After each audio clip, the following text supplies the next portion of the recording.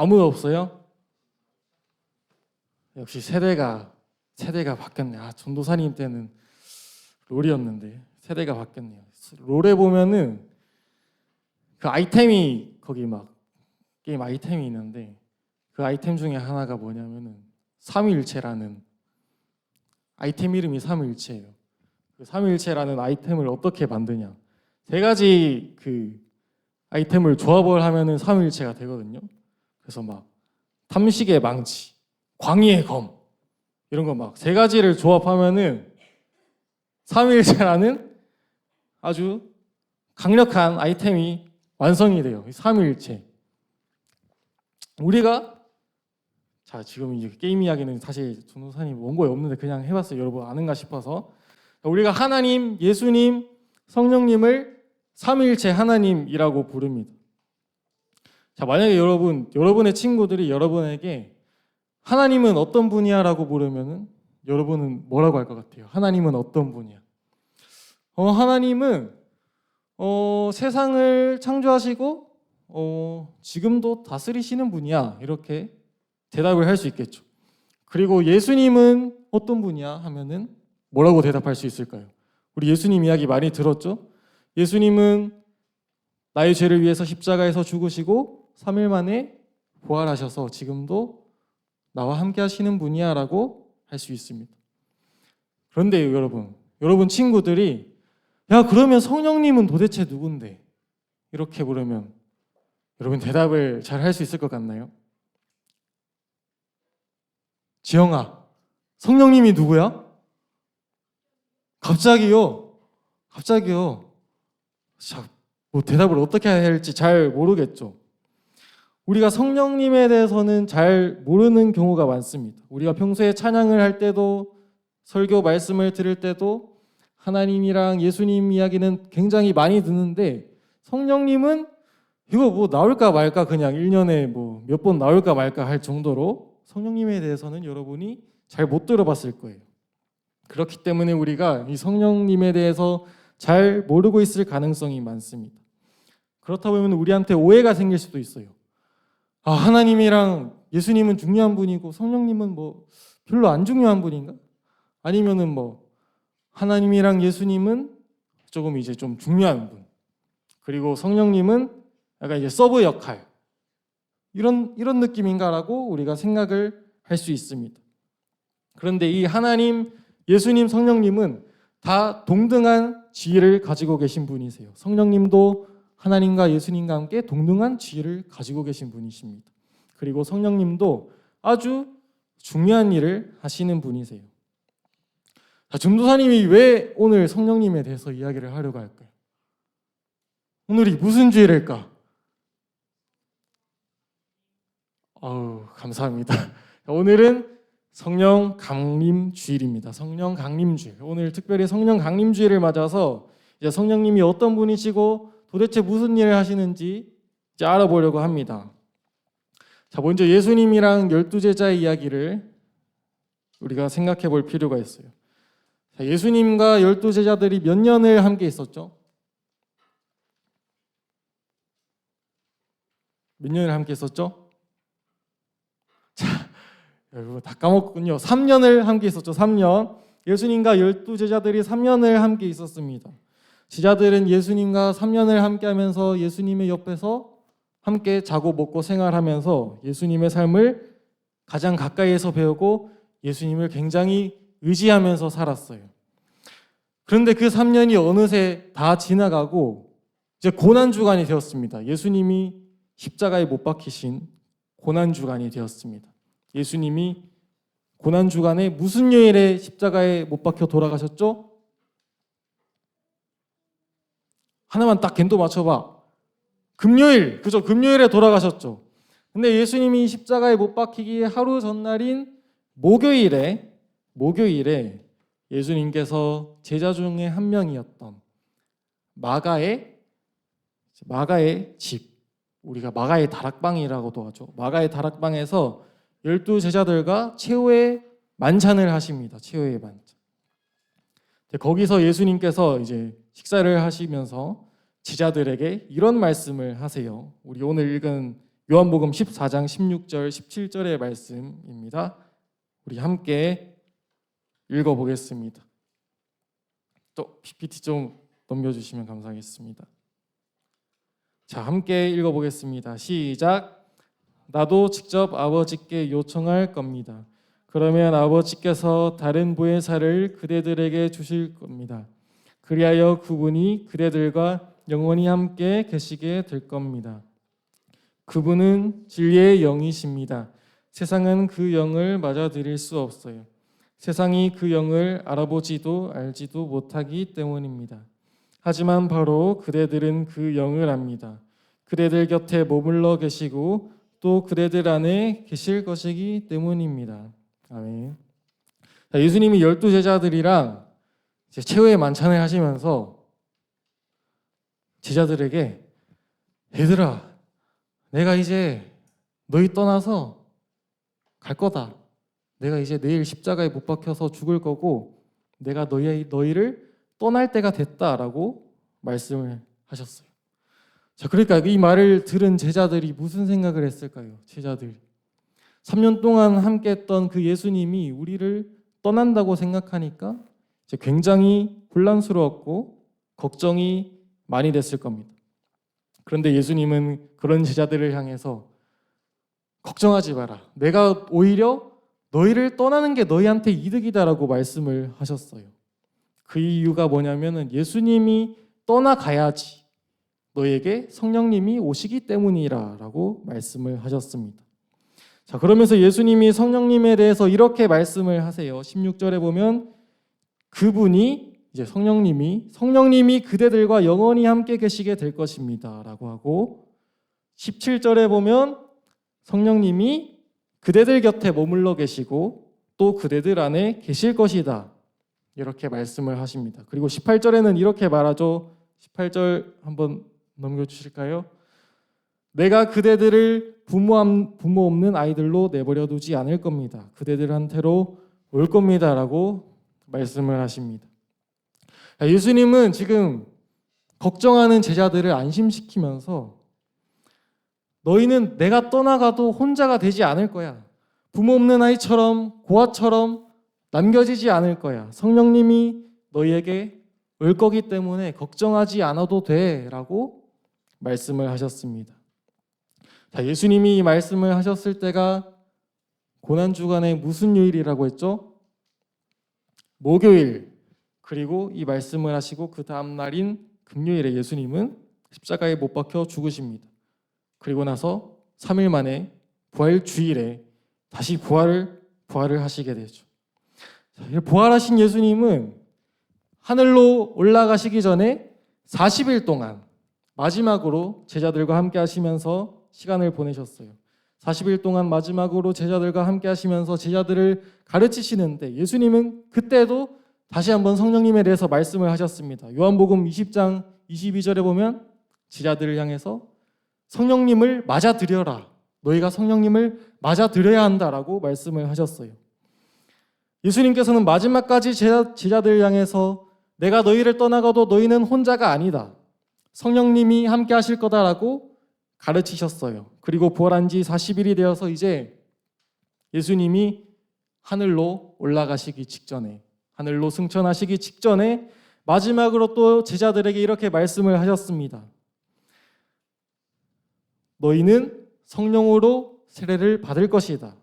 그리 오래 걸리지 않을 것이다. 그러니까 예루살렘에서 기다려라. 성령님을 기다려라 라고 말씀을 하셨어요. 자, 이 말씀을 끝으로 예수님은 하늘로 올라가셨습니다.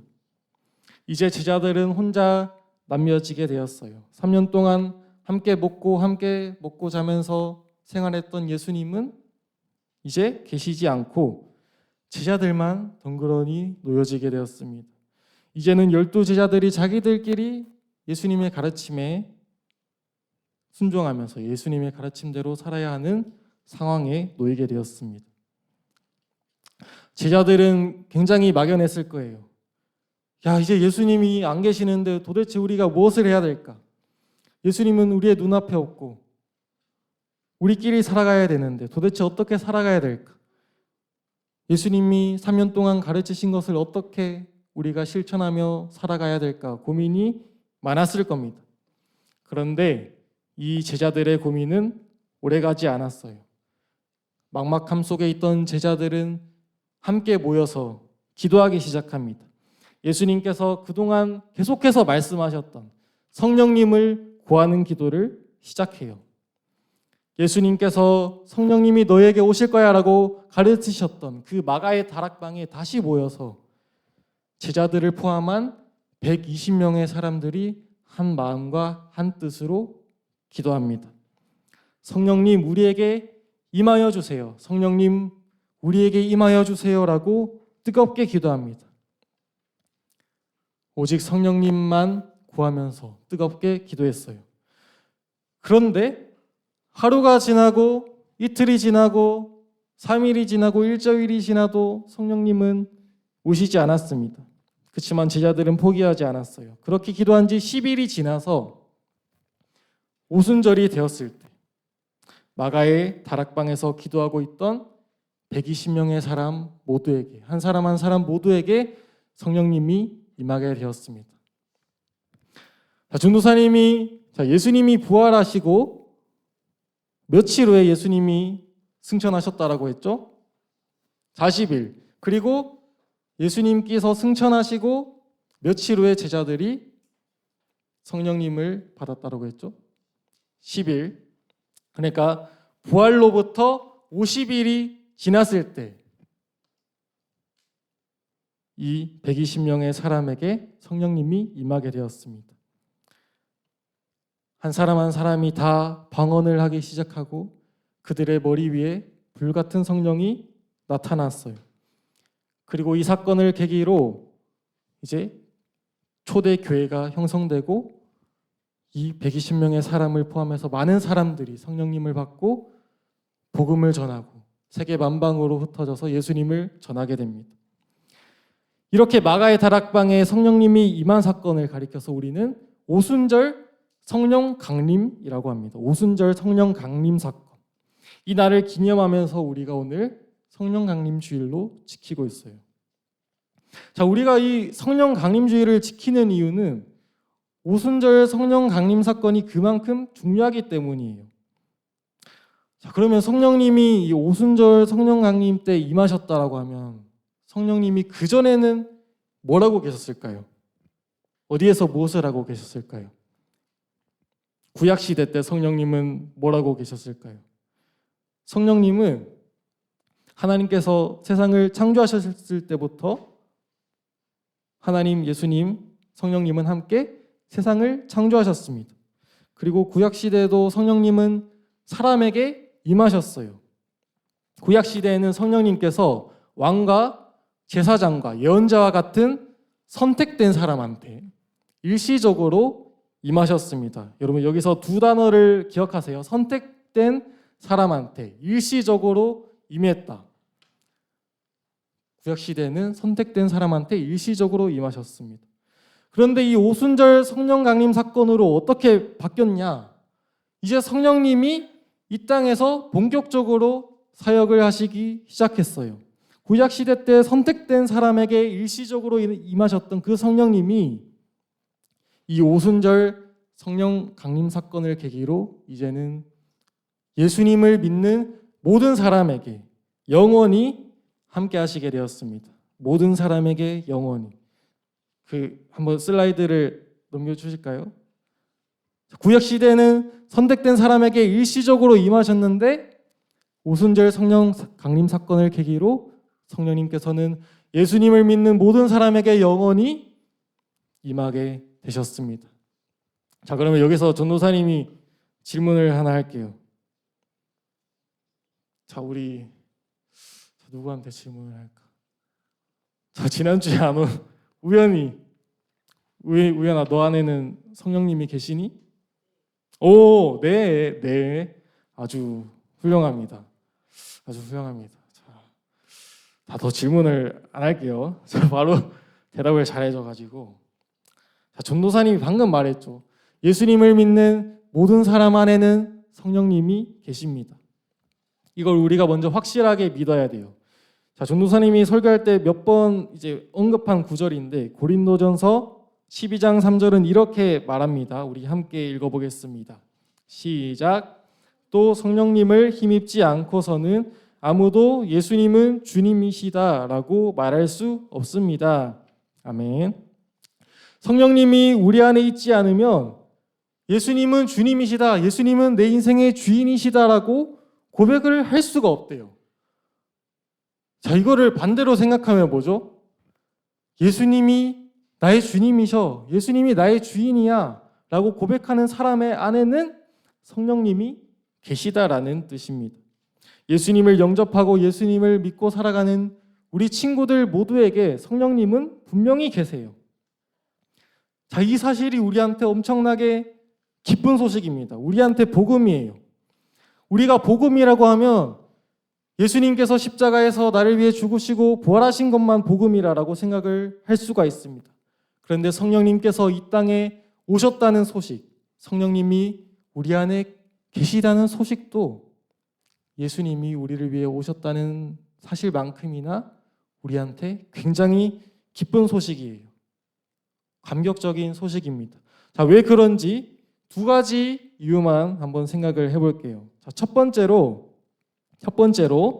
자, 함께 읽어볼까요? 시작. 성령님은 내가 어떤 모습이든 영원히 함께 하십니다. 아멘. 자, 우리가 때로 신앙생활을 하다 보면 죄에 걸려 넘어질 때가 있죠. 예수님을 믿고 살아간다라고 하지만 주일에 교회 문 밖을 나가면 어느새 다시 나도 모르게 하나님의 말씀대로 살지 못하고 죄를 짓고 살아갈 때가 있습니다. 바쁘다는 핑계로 기도를 쉴 때도 있고 큐티를 쉴 때도 있고 친구들을 욕하고 비난하면서 나쁜 마음을 품을 때도 있습니다. 우리는 예수님을 믿고 살아가지만 여전히 연약한 죄인이기 때문에 이런 일들이 생깁니다. 죄에 걸려서 넘어질 수도 있습니다. 자, 그러다 보면 이런 생각이 들 때도 있죠. 내가 이렇게 죄인인데 하나님께서 나한테 실망하지 않으셨을까? 하나님이 나에게 화가 나신 게 아닐까? 하나님이 나를 떠나신 게 아닐까라는 생각이 들 수도 있습니다. 그러면서 하나님이 저 멀리 있는 것처럼 내 곁에 있지 않고 너무 멀리 떨어진 것처럼 느껴질 때도 있어요. 그러나 성령님은 우리가 어떤 모습이든지 우리 안에 계십니다. 성령님은 우리에게 어떤 조건을 걸지 않으세요. 네가 이런 모습이어야 내가 너 안에 있을 거야. 너 이렇게 해야지 내가 너 안에 있을 거야 라고 말씀하시지 않으세요. 성령님은 무조건적인 은혜로 우리 안에 계십니다. 오늘 우리가 읽은 요한복음 말씀에서 이렇게 말씀을 했죠. 너희와 영원히 함께하리라. 성령님이 너희와 영원히 함께하리라. 이 말씀대로 우리가 어떤 모습이든지 때로 부족하고 넘어져도 실패해도 성령님은 우리를 절대로 떠나지 않으십니다. 자, 두 번째 우리 함께 읽어보겠습니다. 시작. 성령님은 우리를 위해 탄식하며 기도하십니다. 성령님은 우리를 위해 탄식하면서 기도하십니다. 우리는 살다 보면 수많은 고민에 빠질 때가 있어요. 친구 관계로, 학교 생활 문제로, 부모님과의 갈등으로, 진로 문제로 고민에 빠질 때가 있습니다. 자, 이런 문제가 생기면은 우리 그리스도인이라면 뭘 먼저 해야 될까요? 문제가 생기면 뭘 해야 돼요?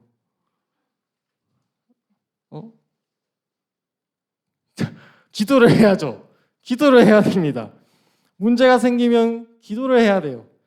그런데 문제가 생기고 고민이 있어도 우리가 하나님을 먼저 찾지 않고 하나님께 기도하지 않는 경우가 많아요. 그리고 그런 문제들로 우리가 기도를 해도 하나님의 뜻대로 바르게 기도를 하지 못할 수도 있습니다. 자, 그런데 이런 우리를 위해서 우리와 영원히 함께 하시는 성령님이, 우리 안에 계시는 성령님이 우리를 위해서 기도를 하신다라고 성경은 말하고 있어요. 자, 우리 로마서 8장 26절 말씀 함께 읽어보겠습니다. 시작. 마찬가지로 성령님도 나약한 우리를 도와주십니다. 무엇을 두고 마땅히 어떻게 기도해야 할지 우리는 알지 못하기 때문입니다. 그러나 성령님이 친히 말로는 표현할 수 없는 탄식을 하시면서 우리를 위해 대신 간청해 주십니다. 아멘. 자, 우리가 다른 사람을 위해서 하는 중보 기도는 한계가 있어요. 한계가 있어요. 자, 전도사님이 지금 여러분한테 막 전도사님 기도 제목 설명하면서 여러분 전도사님이 내년에는 꼭 장가를 갈 수 있게 기도해 주세요 라고 하면은 여러분이 물론 기도를 해줄 수는 있지만 그 중보 기도에는 한계가 있습니다. 왜 한계가 있냐? 제가 아무리 전도사님에 대해서 설명을 해도 우리 친구들이 전도사님의 그 삶과 상황을 100% 이해하지 못하기 때문에 분명히 한계가 있어요. 그런데 성령님께서 우리를 위해 하시는 기도에는 한계가 없습니다. 성령님은 우리보다 우리 자신을 더 잘하시는 분이시기 때문입니다. 그 성령님께서 우리를 위해서 기도하시는데 어떻게 기도하시냐면 탄식을 하면서 기도하신다고요. 탄식. 소민이가 방금 아주 아이후라고 했는데 전도사님이 하려고 했는데 해버렸네. 탄식이 뭐냐? 쉽게 말하면 한숨이에요. 한숨. 하면서 하는 게 탄식입니다. 자, 그러면은 성령님이 우리를 보면서 하면서 기도를 하신다는데 이 한숨을 왜 쉬실까요? 성령님이 탄식을 왜 하실까요? 우리가 보통 탄식할 때 어떻게 하죠? 우리 한심해서 많이 하죠. 한심한 이제 한심한 상황, 한심한 친구들 보면서 쟤는 왜 저러냐? 선생님한테 대드는 친구들 보면서 보통 이럴 때 우리가 탄식을 합니다. 자, 그런데 성령님이 그런 마음에서 탄식을 하실까요? 자, 소민이가 끄덕끄덕했는데 성령님은 그런 마음에서 탄식을 하시는 게 아닙니다. 성령님의 탄식은 우리의 연약함과 우리의 아픔과 우리의 고민을 너무 잘 아셔서 하시는 탄식이에요. 우리가 문제가 생기고 고민이 있어서 하나님께 기도해야 되는데 하나님을 찾지도 않고 하나님께 기도하지 않아도 성령님은 우리를 벌 주시거나 야단치지 않으십니다. 오히려 우리의 아픔을 말로 다 하지 않고 표현하지 않아도 성령님께서는 우리의 그 아픔을 다 아시고 우리의 마음을 다 아시고 우리를 위해서 우리를 대신해서 하나님께 기도하세요. 하나님, 이 아이가 지금 이 문제 때문에 너무 힘들고 아파합니다. 이 아이가 하나님께 기도는 못하고 있지만 굉장히 힘들어하고 있습니다. 아파하고 있습니다. 하나님, 이 아이를 도와주세요. 라고 성령님께서 기도를 하지 못하는 우리를 대신해서 하나님께 기도를 하세요. 그러니까 우리는 두렵지가 않습니다. 우리가 연약해서 때로 기도를 하지 못하고 하나님께 구하지 못할 때도 성령님은 우리 안에서 끊임없이 우리를 위해 간구해 주세요. 우리를 가장 잘 아시고 우리 아픔과 고민을 누구보다 잘 아시는 성령님께서 우리를 위해 하나님께 기도하십니다. 그렇기 때문에 우리는 때로 넘어져도 다시 하나님께 나아갈 수 있고 다시 소망을 가질 수 있습니다. 자, 우리 오늘 성령님은 어떤 분이신가? 성령님이 어떤 일을 하시는가? 함께 알아봤죠? 자, 두 가지. 자, 안 보고 한번 복습해 보겠습니다. 자, 첫 번째. 성령님은 내가 어떤 모습이든 뭘 하신다? 영원히 함께 하신다. 두 번째는 성령님은 우리를 위해 어떻게 하시며 기도하신다? 단식하며 기도하신다. 아주 잘 기억을 하고 계시네요. 우리 성령님을 생각하면서 날마다 감사하면서 살았으면 좋겠습니다. 사랑하는 중등부 친구들, 우리가 어떤 모습이든지 상관없이 우리와 영원히 함께 하시고 우리를 위해서 탄식하며 기도하시는 성령님께서 우리 안에 분명히 살아계십니다. 우리에게 이런 은혜를 베풀어 주시고 우리와 늘 함께 하시는 성령님과 날마다 동행하면서 살아가는 우리 중등부 친구들 되기를 간절히 바랍니다. 우리 함께 찬양하고 기도하겠습니다. 성령이 오셨네.